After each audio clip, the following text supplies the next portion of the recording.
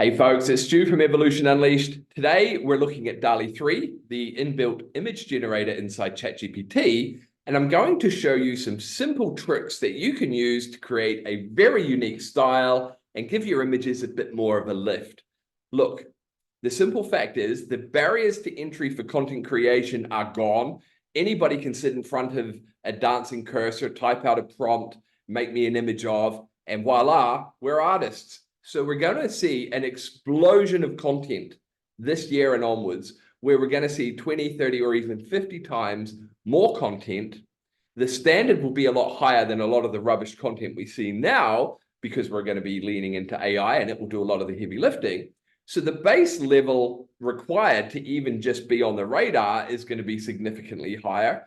So the question I always ask is, well, where's the edge? How do we go above and stand out from the crowd when that crowd is AI generated and there's a flood of it?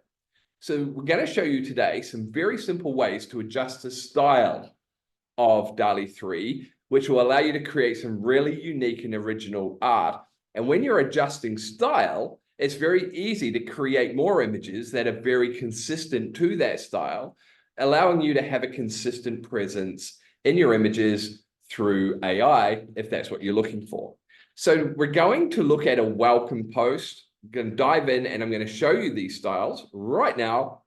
And here we are inside ChatGPT, where I asked very simple prompt, folks. Please create a welcome post ensuring the only text used is welcome. Okay. And this is what it gave me. A lovely little community home, feel good. Don't think that's my style, but I just want to show you a start point. And here's some of the cool stuff that you can do just by changing the style and describing the style that you want. So for example, let's look at this prompt. Thank you. This time, please use a tattoo on canvas style. I completely made that up. I don't even know if it's a real style, but there it is. We got a couple of birds, the flowers, right? Very much in the style of tattoo. And yes, it's on a canvas. Okay. So, there's a very unique style. And look how different that is just by adjusting the style, right? Literally just these words here, tattoo on canvas style. And that is all you have to do. Type what you want and then tell it the style you want. So this is tattoo on canvas style. Let's go explore a few more because these get quite fun. This time, I just want you to use a black and white sketch style. And there it is. And this time it even showed the sketchboard. It's being handwritten. The spelling's pretty good. We'll talk about that shortly. Is that L upside down? Anyway, it clearly says welcome. So that's, again, very different from that. So then this time I want it in the style of Pixar, which is one of the big 3D animation studios. And look at that, completely different. Slightly spelled wrong, but clearly says welcome. And look, you can always regenerate using the regenerate button. I've gone too far down, but you can always regenerate if you don't like it. And often the second or the second one is better. For example, here, you'll see there's 2 of 2 down here on the left. So that was the first one it gave me, which is actually pretty good, but it had 2 L's. It was spelled wrong, but I liked the image. So I just regenerated it. Oh, and that's what it gave me. Okay, so here's the Pixar one. I like that. I think it's pretty cool. Don't know what you think, but very much in the vibe of a lot of those Pixar movies. So this time, let's do Disney. So you can just say in the style of Disney. Now, check that out. It's not very cool. So what I've done is regenerated, and then look at that. Isn't that amazing? Spelt exactly perfectly, screams Disney. And how different is that from the other ones that we've seen? So pro tip, use regenerate a lot and you'll get some different options, okay? Right, so we're getting through them. So that's the Disney style. And now I want to do the style of a black and white hand sketch, showing the hand sketching it onto a large canvas. Well, we got our large canvas. There he is sketching, or the artist sketching. Welcome, pencils over here, studio, dirty sort of easels, and it's a black and white sketch. Certainly don't like the black and white sketch, but there it is.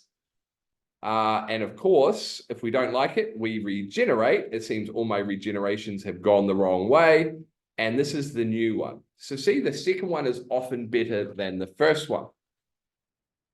But the spelling's not quite 100%. So you can just keep regenerating. It can be a bit frustrating. Sometimes if you're good at Photoshop, you can get in there. The text is relatively simple and you can replicate that text inside Canva. E.g., it has a font similar. You can use its magic tool to edit text. It has a grab text function. Look, I've done a YouTube video on that. I'll drop it in the description below so that if you want to go and figure out how to use Canva to change text from DALL-E 3 images, real easy. Okay, so there's our hand-drawn canvas. This time I want clip art style on a plain white background. So there it is. Notice the hand is still there drawing it. And that's probably just seeped from the prompt above. I wasn't clear enough to say it's a fresh start, but if you did that in a fresh window, I doubt we'd have the hand, but still very, very funky, very clip arty, cool style, very different again. Okay, so let's keep having some fun. This time I want the word welcome, but this time I didn't give it a style, and this is where people go wrong. And I said, just appeal to an audience who are into AI. And this is what it gave me, which I thought was pretty boring. The brain, the AI, how often do you see that brain in AI generated? And again, let's look at the second generation. Right, so again, you see a lot of the circuitries, a lot of the black and the neon colors when you're using AI in your prompt. So not, again, spelt very wrong. So not the best sort of way to do it, folks. You want to set a style and then just create that style from your imagination from whatever you want.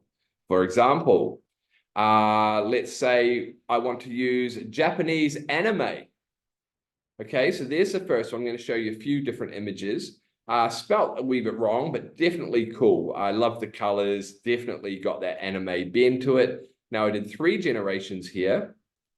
There's the second one, more of the sort of bright, vibrant colors. Again, the spelling was a bit off, which is a shame, but again, just keep regenerating, because then sometimes you will get that.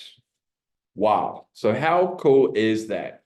There's your Japanese anime welcome. I may even use that in our group in my next welcome post because I think that is epic. Don't know about you, but that's pretty cool, right? So just regenerate until you get it right. Sometimes it just won't. Limitations, we've got to work with them, whether we like them or not. So regenerating is at least a way we can mitigate it. You saw the first two were spelled wrong. This one was correct. Okay, now let's run another welcome post, but this time, and let's just pick another style, digital pixel art.